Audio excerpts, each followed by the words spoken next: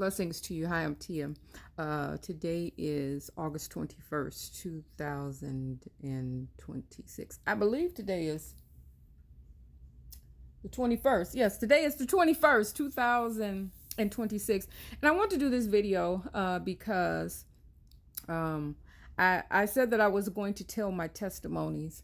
And I know some people, they go through these things as well. But I was talking to, via chat, text message, a wonderful, wonderful woman who has become my spiritual mom, so to speak. She really does minister to me. And there have been a lot of times that she, had to pull me by my, my collar, so to speak. But one of the things I was sharing with her is that I had been in prayer about the direction in which my life has been going, where I would like for it to go. I've been one of those people. I grew up watching my mom. She cared for everybody. And when I say everybody, I mean everybody. She was the type of woman who would literally take the shirt off of her back and give it to someone in need. She was always taking in the children in the neighborhood, our friends. She would feed them. She would clothe them. She would house them. She literally did that up until the day she passed away. And actually, when she left to start a new life, unfortunately, upon reaching her destination, she passed away just a couple days after that.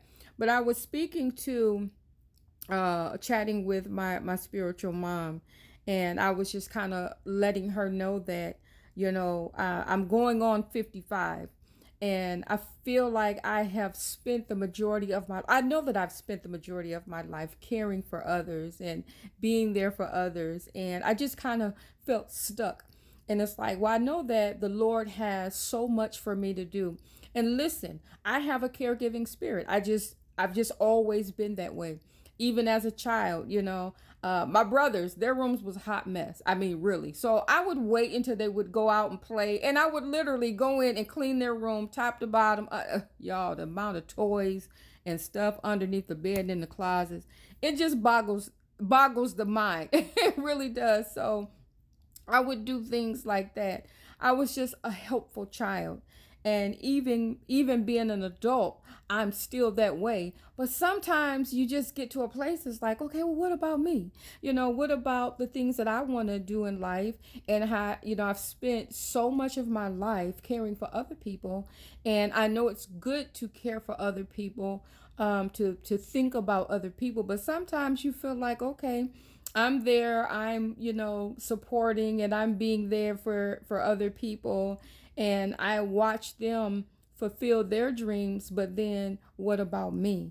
Who takes the time to consider, how I feel and what things are important to me? Well, what things is it that God is telling you to do? So I was thinking about my mom, and I had this cup made with her picture on it. I don't know if you can see it. But this was my mother. Sorry for the glare. She was about 38 on that photo. A lot of people say I looked like her. This was my grandmother, my dad's mother. People say I looked like her growing up. And this was my baby brother. He passed away at 47. They've all passed away, but my mom, I took on a lot of her caregiving characteristics. And though it has been let me say this, it has been a joy and a blessing. I do find great fulfillment just being a caregiving person. I mean, I've worked in so many jobs that, you take care of people, you care for people. I worked for the county for about 7 years. We cared for abused and neglected children. So these were just things I knew that this is what God had called me to do. I'm a caregiving person. But sometimes you feel as if, okay, what about me?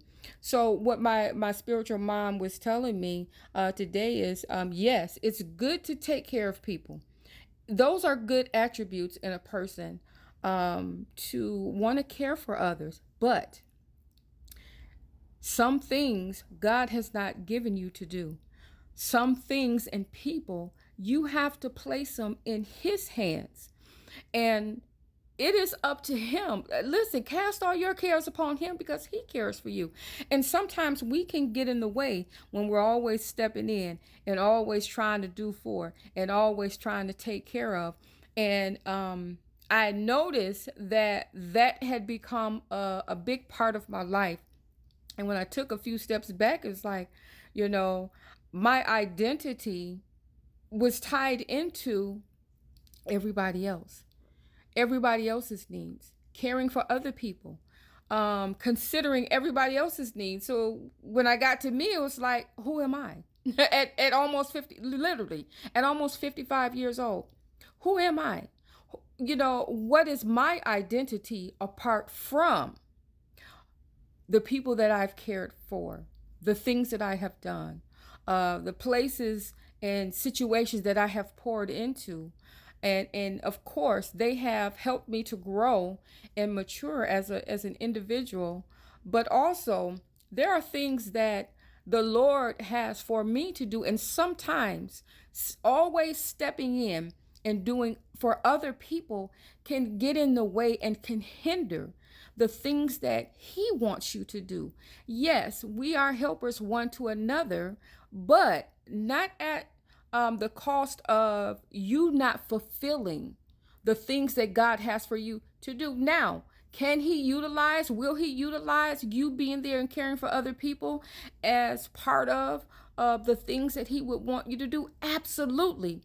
But is that all that you are? Absolutely not. I remember when I was working for the county, and one of my things that I did was, I was a caregiver, but I also I worked in the kitchen. I had a kitchen shift, and well, I had three of them. My work combination was like literally up to 9 different combinations. I'm telling you this for a reason. So one of my duties not only was to serve, but I had to also keep the kitchen area clean. There were just other tasks that I had to do. And one thing that I've done, just always loved to do was clean. My dad taught us how to clean. I mean, toothbrushes, going around the baseboards, bucket of water, washing walls, toothbrush, cleaning the grates of the vents. I mean, that's how I grew up. So I know how to clean. And one of the jobs that I actually did was I was a housekeeper as well. But working that job, I remember us having a staff meeting. And one of the things that the supervisor said, because she's a minister as well, she said, you don't just clean well. That meaning that's not all. There's more to you than that. There's more to you than just showing up for everybody else. There's more to you than just sacrificing for everybody else. There's more to you than your identity is tied into everything and everybody else. Sometimes you have to take a step back and you have to seek the Father and say, well, what else is there? What is it that you would have me to do? I was in a service last night, and the speaker was saying he had to do that. He had to go to his pastor and say, listen, I'm too comfortable where I am. I need to separate myself from here, and I need to go somewhere else and just see what God has for me. And that totally worked for him, because now he's walking in, this amazing thing that God has for him. Had he not separated himself from showing up for everybody, doing and all these things that he did for his life, he would not have gone and learned and picked up and got degrees in the things that God has for him and bring them back. And now he's a blessing to the community. So listen, there is more to you than what you do for everyone else. All right, you all. God bless you. I love you. I'm praying for you, but never forget, God loves you most.